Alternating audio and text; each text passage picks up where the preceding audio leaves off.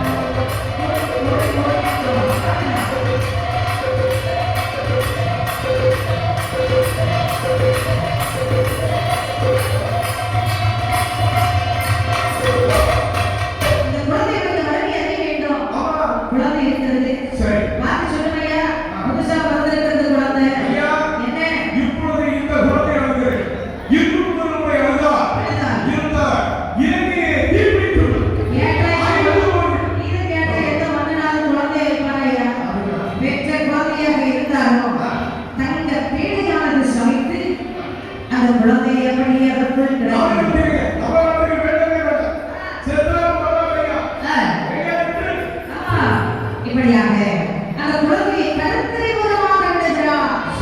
கடற்கரை ஓரமாக வந்த அந்த பேழை எங்கே வருகிறது? எதிரிமா நகரத்தை ஆண்டு வருகிறார். யாரே நாட்டிலே ஒரே மழை இல்லை, பஞ்சம், ஒரே கடும் பஞ்சம், கொடும் பஞ்சம், தலையை வைத்து ஆடுகிறது பஞ்சமானது. அப்படி இருக்கப்பட்ட நாளிலே ஒரு ஜோசியை வரவழைத்து சொல்லி புரட்சி பார்க்கிறார்கள். அதாவது தங்க கிளம்பை கொண்டு உன்னுடைய விவசாய நிலத்தை உழுதால் இந்த பஞ்சம் தீரும். ஆகட்டும்,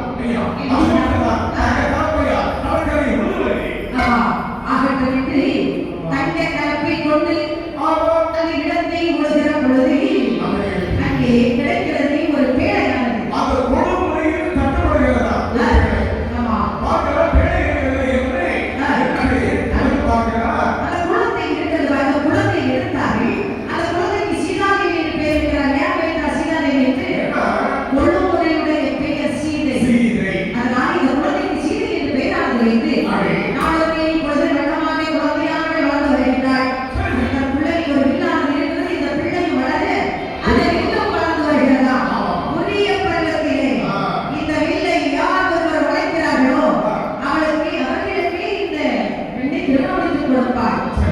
என்று விதி யாராவது வெல்ல முடியுமா? அப்படியாக இந்த வெல்லும் மலையிலே வளர்ந்து கொண்டிருக்க சீதாதேவி உரிய பருவத்திலே இறைய தேசத்து அரசர்கள் வந்து வில்லை படைத்தாலும் பார்த்துட்டு தான் போறாங்க. அந்த நேரத்திலே நகரத்திலே யார் வருகிறார்கள்? அப்படியே விஸ்வாமித்திரர் உறுதிகளாகவே அப்படியே ஸ்ரீராமர் லட்சுமண பெருமாளோடு வில்லை ஸ்ரீராமர் கையில் எடுத்ததெல்லாம் பார்த்தார்கள். முடிந்தது என்று சொல்வார்கள். அது முடிந்தா வாழ முடியுமா? ஐயா முடியாது. அப்படியே சீதை திருமணம் முடித்து அயோத்தியாவை பட்டணத்திலே ஸ்ரீராமனாக வந்தவர்தாரே.